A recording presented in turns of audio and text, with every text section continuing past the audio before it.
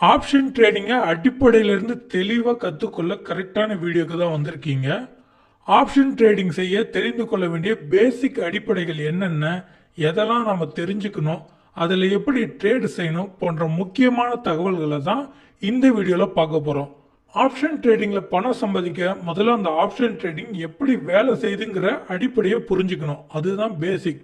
இதுக்கு முந்தைய வீடியோவில் ஆப்ஷன் ட்ரேடிங் எப்படி ஒர்க் ஆகுதுன்னு ராஜா குரு 2 பேரை உதாரணத்தோடு வச்சு பார்த்தோம்.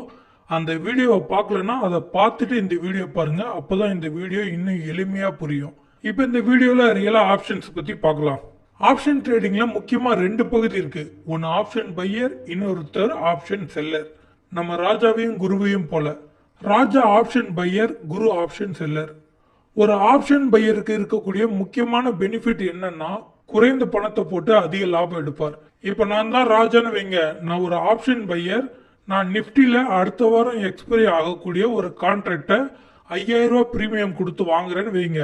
நான் வாங்கின கொஞ்ச நேரத்தில் நிஃப்டி மேலே போகுதுன்னா நான் வாங்கின ப்ரீமியத்தின் விலை 5000லேருந்து 6000 போகும். அப்போ நான் எவ்வளோ லாபத்தில் இருப்பேன்?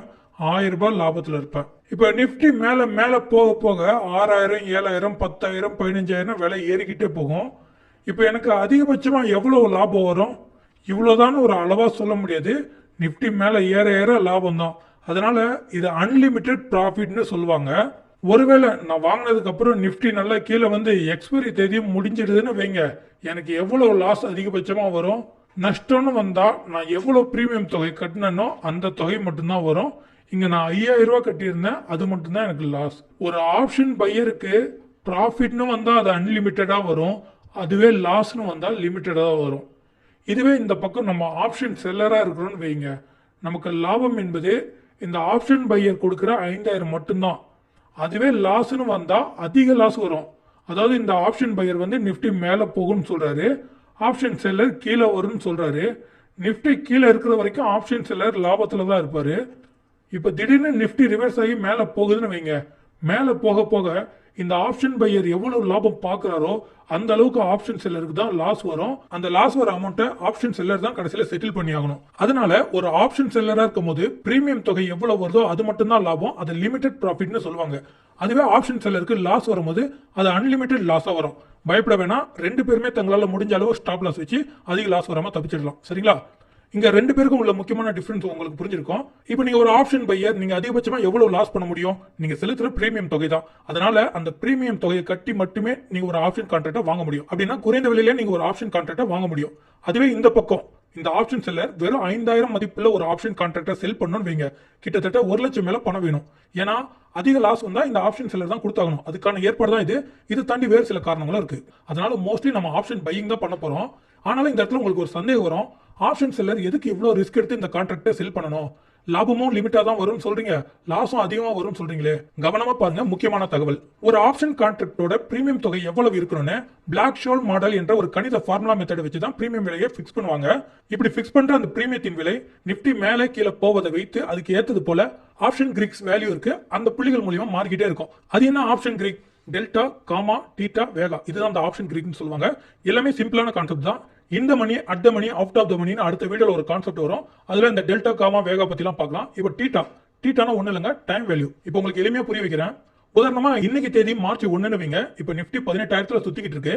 மார்ச் 30ஆம் தேதி நிஃப்டி 18,600 பாயிண்ட் போகணும்னு கணிக்கிறீங்க. அப்போ எத்தனை பாயிண்ட் நிஃப்டி மேல போகணும்னு நினைக்கிறீங்க? இன்னைக்கு நிஃப்டி இருக்கிற இடம் 18,000, நீங்க போகணும்னு நினைக்கிறது 18,600. அப்போ 600 பாயிண்ட் எவ்வளவு நாள்ல போகணும்னு நினைக்கிறோம்?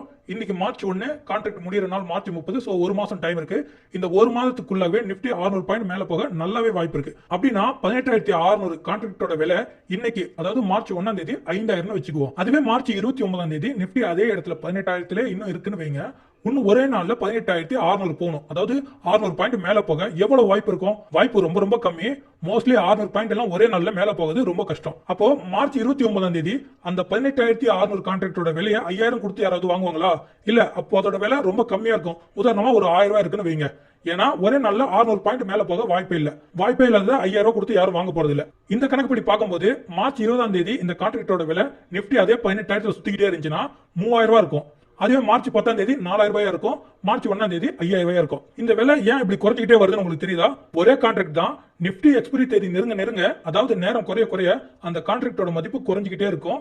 நிப்டி எங்கேயும் நகரமோ ஒரே இடத்துல இருந்தா. அப்போ மார்ச் 1ஆம் தேதி ஒரு கான்ட்ராக்ட் 5000 ரூபாய் கொடுத்து வாங்குறீங்க, டக்குனு நல்லா மேல 18200 நிப்டி போகுது. அப்ப அந்த கான்ட்ராக்டின் பிரீமியம் மேல 6000 இருக்கும், நீங்க 1000 ரூபாய் லாபத்துல இருப்பீங்க. மார்க்கெட் எப்பவுமே மேல ஏறி ஏறி இறங்கும், டக்குனு மார்க்கெட் மேல ஏறிட்டு திருப்பி அதே 18000 வருதுன்னு வைங்க. ஏற்கனவே 5000 இருந்த இடத்துல இப்ப 5000 இருக்காது, அது 4000 ரூபாயா மாறி இருக்கும். ஏன்னா இந்த 10 நாள் கேப்ல அதோட மதிப்பு குறைஞ்சிருக்கும். 5000க்கு வாங்கணும், 4000 ரூபாய் தான் இருக்கு. இடையில இருந்த 1000 ரூபாய் எங்க அப்படின்னா, நமக்கு ஆப்ஷன் கான்ட்ராக்டை செல் பண்ண ஆப்ஷன் செல்லரோட பாக்கெட்டுக்கு அந்த 1000 ரூபாய் போயிடும். இப்ப உதாரணமா ஒரு ஆப்ஷன் செல்லர் மார்க்கெட் கீழே போகுதுன்னு நினைக்கிறாரு, நீங்க பையர் மேல போகும்னு நினைக்கிறீங்க. நிப்டி நீங்க நினைச்ச இடத்துல இருந்து டக்கு டக்குன்னு மேல போனாதான் உங்களுக்கு நல்ல லாபம் வரும். அதுவே பொறுமையா போனா உங்களோட லாபம் குறையும்.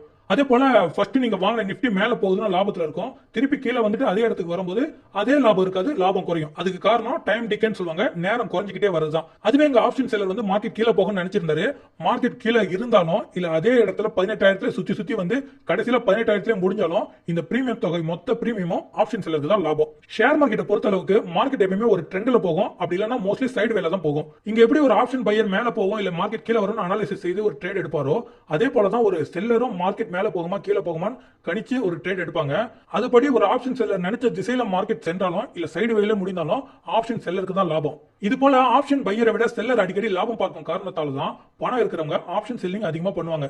இதை தாண்டி நிறைய காரணம் இருக்கு, அதெல்லாம் நம்ம போக போக பார்க்கலாம். இங்க இருந்து கத்துக்க வேண்டிய ஒரு முக்கியமான விஷயம் என்ன என்றால், நம்ம ஒரு ஆப்ஷன் பையர் நம்ம கிட்ட கம்மியான பணம் தான் இருக்குன்னா, நம்ம லாபம் பார்க்கணும்னா ஒரு ட்ரேட் எடுத்து ரொம்ப நேரம்லாம் வெயிட் பண்ணக்கூடாது. எவ்வளவு சீக்கிரம் அந்த ட்ரேட் முடிக்கிறோமோ அவ்வளவு லாபத்துல இருப்போம். இதுவே நல்ல ட்ரெண்ட் உங்களுக்கு தெரியுது அப்படின்னா மட்டும்தான் நீங்க அதிக நேரம் இல்ல நாட்கள் கூட வெயிட் பண்ணலாம். சரிங்களா? இந்த ஆப்ஷன் பையிங் ஆப்ஷன் செல்லிங் இதுல முக்கியமான 2 பகுதி இருக்கு. ஒன்னு கால் ஆப்ஷன் பையிங், இன்னொன்னு புட் ஆப்ஷன் பையிங். இந்த பக்கம் கால் ஆப்ஷன் செல்லிங், இன்னொன்னு புட் ஆப்ஷன் செல்லிங். மோஸ்ட்லி நம்ம கிட்ட அதிக பணம் இருக்காது, அதனால செல்லிங் பத்தி அப்புறமா பார்க்கலாம். இப்போ ஆப்ஷன் பையிங் மட்டும் பார்ப்போம். நம்ம சாதாரணமா ஒரு இன்ட்ராடே ட்ரேட் செய்யும்போது மார்க்கெட் மேல போகுதுன்னா என்ன பண்ணுவோம்? ஒரு ஸ்டாக்கை கம்மி விலையில பை பண்ணுவோம், விலை ஏறினதும் வித்துருவோம். அதுவே மார்க்கெட் கீழே வரும்னு நினைச்சோம்னா முதல்ல நம்ம செல் பண்ணிடுவோம், கீழே விலை குறைஞ்சதும் பை பண்ணி லாபம் பார்ப்போம். இங்க அப்படிலாம் பண்ணக்கூடாது.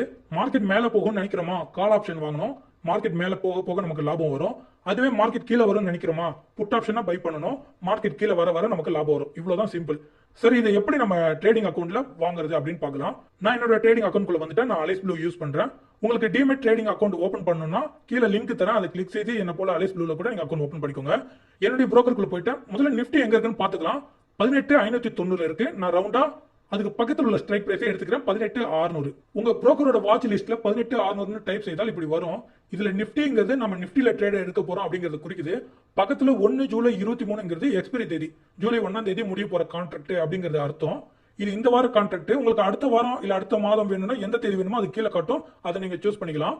அடுத்து எந்த ஸ்ட்ரைக் பிரைஸ் என்பது நாம நிப்டிக்கு பக்கத்துல 18600 தான் தேர்ந்தெடுத்திருக்கோம், அது இங்க காட்டுது. அதுக்கு பக்கத்துல சி இருக்கு. சினா கால் ஆப்ஷன், மார்க்கெட் மேல போகும்னு நினைச்சா அதை வாங்கணும். அதுவே மார்க்கெட் கீழே வரும்னு நினைக்கிறீங்களா, பி புட் ஆப்ஷன், இதை வாங்கணும். ஓகேங்களா? இப்ப இந்த கால் ஆப்ஷன் புட் ஆப்ஷன் பக்கத்துல கடைசி ஈன்னு இருக்கு பாத்தீங்களா, அப்படின்னா யூரோப்பியன் மெத்தட்னு சொல்லுவாங்க. அமெரிக்கன் மெத்தட், யூரோப்பியன் மெத்தட்னு ஆப்ஷன்ல 2 இருக்கு. ஒரு கான்ட்ராக்ட் என்னைக்கு வேணாலும் முடிச்சுக்கலாம் அப்படின்னு சொல்றது வந்து அமெரிக்கன் மாடல், இல்ல எக்ஸ்பைரி தேதி மட்டும் அன்னைக்கு தான் அந்த கான்ட்ராக்ட் முடியணும்னு சொல்றது யூரோப்பியன் மாடல். உலகத்துல அதிக அளவு யூரோப்பியன் மாடல் தான் பின்பற்றப்படுது. அதுதான் சுருக்கமா இங்க ஈன மென்ஷன் பண்ணிருக்காங்க. இந்தியாவிலும் யூரோப்பியன் மாடல் தான் பின்பற்றப்படுது.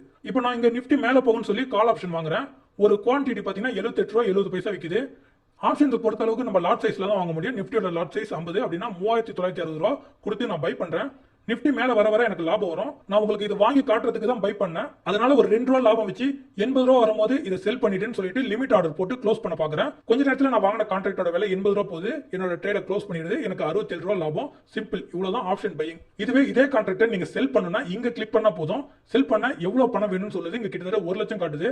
இவ்வளவுதாங்க ஆப்ஷன் ட்ரேடிங். ரொம்ப வெரி சிம்பிள். முக்கியமான தகவல், ஆப்ஷன்ல நம்ம பிரீமியத்தை தான் ட்ரேட் பண்றோம். ஆப்ஷன்ஸை எப்பவுமே நம்ம லாட் சைஸ்ல தான் வாங்க முடியும். பேங்க் நிப்டியோட லாட் சைஸ் 15.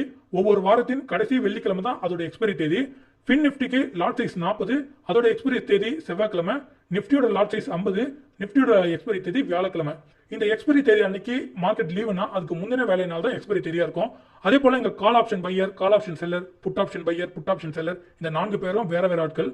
புதியவர்கள் ஆப்ஷன் ட்ரேடிங்க உடனே செய்யாதீங்க. கத்துக்கிட்டு ஒரு 3 மாதம் 6 மாதம் கழிச்சு செய்யுங்க. ரிஸ்க் மணி மேனேஜ்மெண்ட் இல்லைன்னா உங்களோட மொத்த பணமும் லாஸ் ஆயிரும். ரிஸ்க் இங்க ரொம்ப ரொம்ப அதிகம்.